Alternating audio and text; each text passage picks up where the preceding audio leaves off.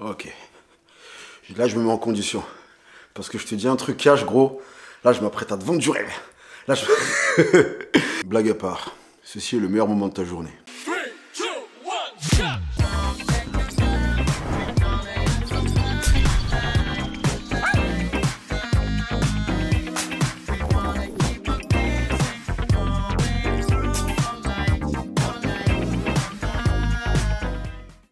Team, bonjour, bienvenue dans cette nouvelle vidéo pleine de joie, de bonne humeur, d'entrain, de kiff, de keuf, de...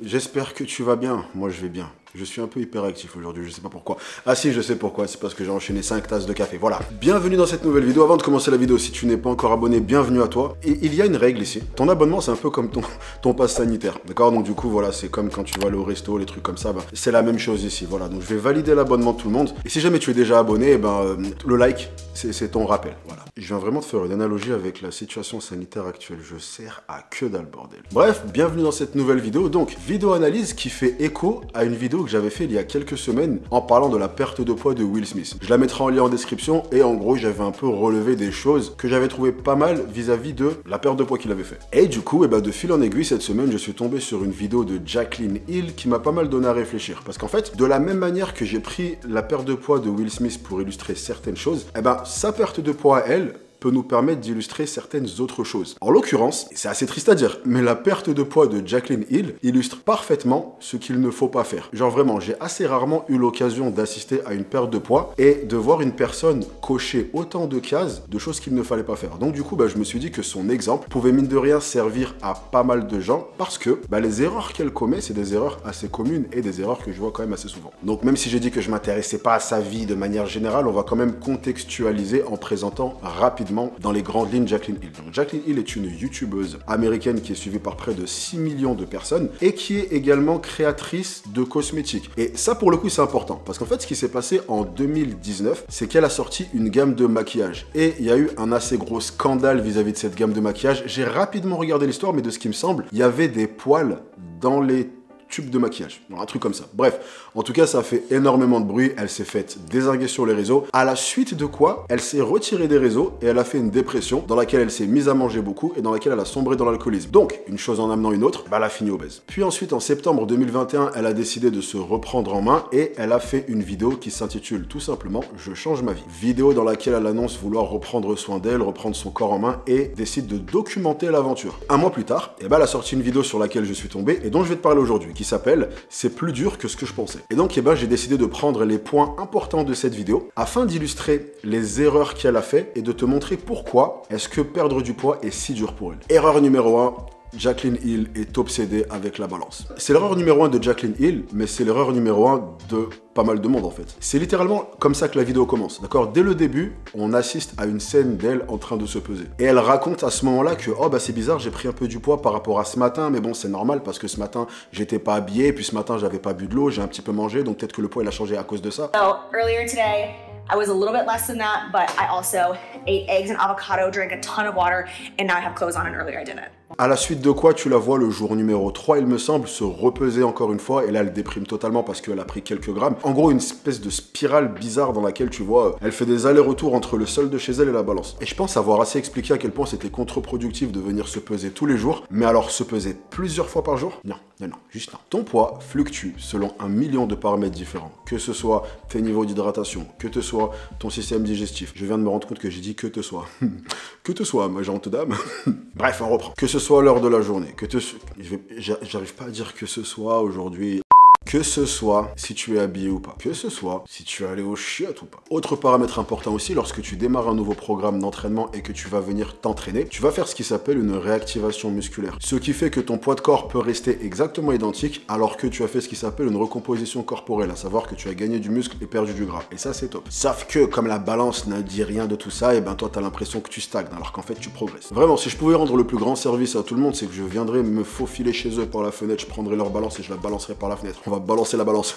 Erreur numéro 2 qui est également très commune à elle comme à plein de gens, c'est le fait d'avoir une alimentation trop agressive. Tu vois le truc de passer d'un rythme de vie où tu mangeais des chips, des muffins et des donuts sur ton fauteuil devant Netflix et que là tu te dis je vais balayer tout ça et je vais manger de la salade toute la journée. C'est exactement ce qu'elle fait. Une des premières scènes est une scène dans laquelle on la voit se faire une sorte de smoothie avec littéralement que des trucs qu'elle dit détester, c'est-à-dire des avocats, des concombres, des céleris, etc. Et elle fait l'erreur typique que plein de gens font, de passer d'un extrême à l'autre. Et tu le vois très vite lorsqu'elle dit qu'elle a faim toutes les heures et demie, ce qui est normal. La faim, c'est juste un signal de ton corps qui te dit tu m'as pas donné ce qu'il me fallait là. Sans parler de l'aspect psychologique, où ton corps déteste une chose plus que tout, les chocs, d'accord? Tu ne peux pas passer de cet extrême à cet extrême. Va dans cet extrême-là, qui n'est même pas un extrême en fait, c'est un juste milieu. Va dans le juste milieu. Erreur numéro 3, ne pas préparer ses repas.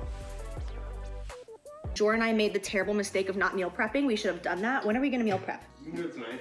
We realistically are not gonna meal prep tonight. Je vais te dire une phrase à laquelle je crois beaucoup et qui s'est avérée être vraie depuis tout mon temps de pratique ou depuis tout mon temps en tant que coach, c'est que ne pas se préparer, c'est se préparer à échouer. Faire tes repas, ça limite tous les imprévus, ça limite toutes les erreurs de parcours, et vraiment, c'est à la portée de n'importe qui de se lever 40 minutes plus tôt pour pouvoir faire ses repas. Attendre le dernier moment pour préparer ton repas, c'est l'assurance d'une chose, c'est que s'il y a un imprévu dans ta journée, ou que si tu n'as pas envie de cuisiner, que tu as la flemme ou autre, eh ben tu finisses par ne pas cuisiner jusqu'à avoir encore plus faim, et que là, eh ben, tu sombres à la solution de facilité qui est, eh ben, on va commander Uber Eats. Chose que tu n'aurais même pas envisagée si jamais ton repas était là, prêt à partir et que tu avais juste à le réchauffer et le bouffer. Numéro 4, mon petit favori, diaboliser les glucides. Chicken breasts, roasted veggies, avocado. It does have brown rice in it, which I'm trying to stay away from brown rice. Tout comme les pâtes font grossir, tout comme le pain fait grossir. Alors que non, consommer plus de calories que tu n'en dépenses fait grossir. Les glucides, ou les féculents, on appelle ça comme tu veux, ne font pas grossir. Il n'y a pas un aliment qui fait grossir. Il y a des comportements et des habitudes alimentaires qui font grossir. Les glucides sont le macronutriment qui sert le plus à ton corps de source d'énergie, que ce soit à tes muscles ou que ce soit à ton cerveau. Couper les glucides, c'est l'assurance d'être fatigué physiquement, mentalement et d'être à bout. Et tu sais ce qui se passe quand t'es à bout? T'as la flemme de faire ta séance de sport, t'as la flemme de cuisiner tes repas, t'es dans un état d'esprit négatif et t'as envie de tout sauf de manger sainement. Parce que tu vas accumuler tellement de tension et tellement de stress dû à tes niveaux de fatigue que tu vas être tenté de te rattraper sur la bouffe. Donc en fait, le petit plat de riz que tu aurais pu manger mais que tu ne vas pas manger fait que tu vas te retrouver dans des dispositions qui vont te faire craquer sur une pizza. Dès le deuxième jour, elle raconte qu'elle est épuisée malgré le fait qu'elle ait dormi 8 heures et elle raconte qu'elle a passé la nuit à rêver de bouffe. It's day 2.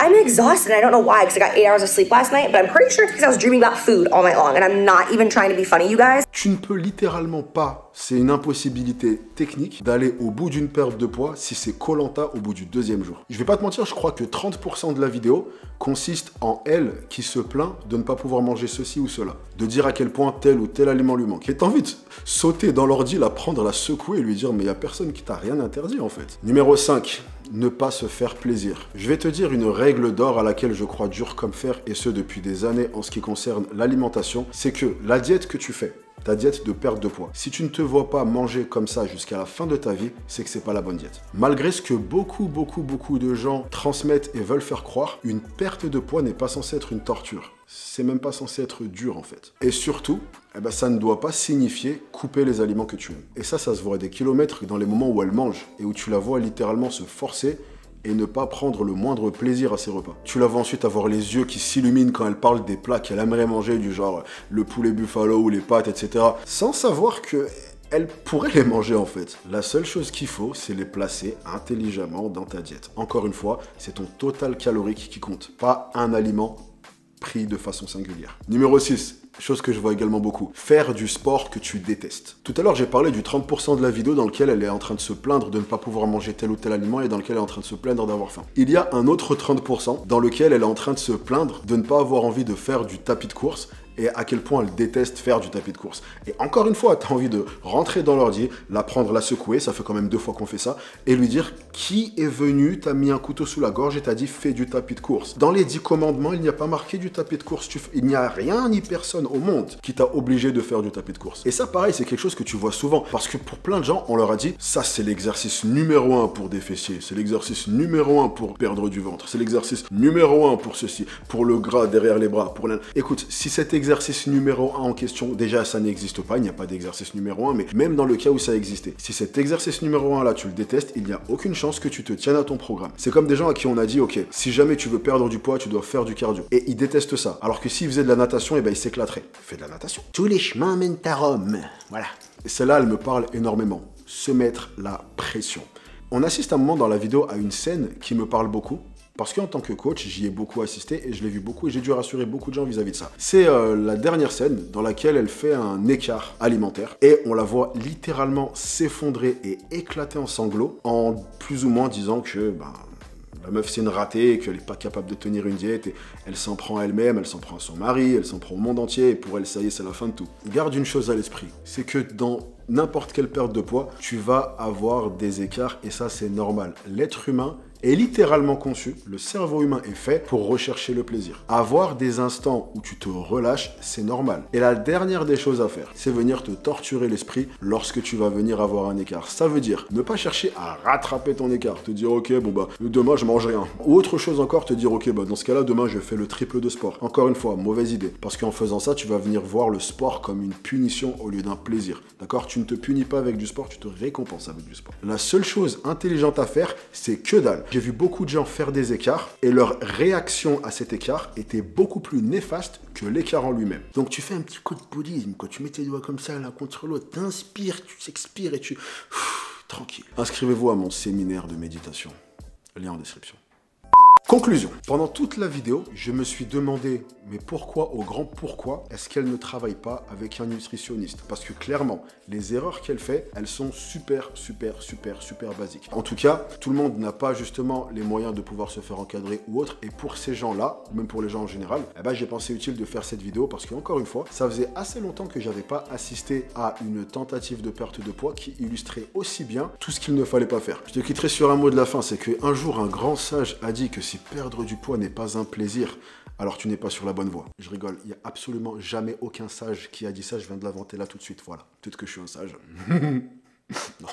Bref, voilà, je pense qu'on s'est tout dit, il est maintenant temps de raccrocher les gants. Par contre, l'histoire du plaisir, même si aucun sage ne l'a jamais dit, c'est très vrai. Vous pouvez perdre du poids et vous faire plaisir. D'accord? Je vois beaucoup de gens ne pas réussir à perdre du poids justement parce qu'on leur a inconsciemment ou consciemment appris à associer ça à de la souffrance et à de la difficulté. Faites-vous une programmation intelligente qui prend en compte, yes, ce qui marche, mais également ce que vous aimez. Et vous faites un mélange des deux, vous le foutez dans une tambouille. Ça fait comme du Play-Doh. Si vous en êtes resté là jusqu'à la fin et que vous avez supporté ma sale tronche tout ce temps-là, vous êtes extrêmement sexy. Toi, là, je te regarde dans les yeux, je te dis que t'es sexy. Si tu es encore là, commente plaisir, parce que c'est la base de tout. Bref, j'espère que la vidéo vous a plu. Si la vidéo vous a plu, comme je l'ai dit tout à l'heure, pensez à vous abonner, liker, commenter et partager la vidéo parce que ça peut aider quelqu'un que vous connaissez. Moi, la team, je vous chope sur la prochaine vidéo. En attendant, ne lâchez rien, bien entendu. Soyez sexy. Peace! 3, 2, 1, jump!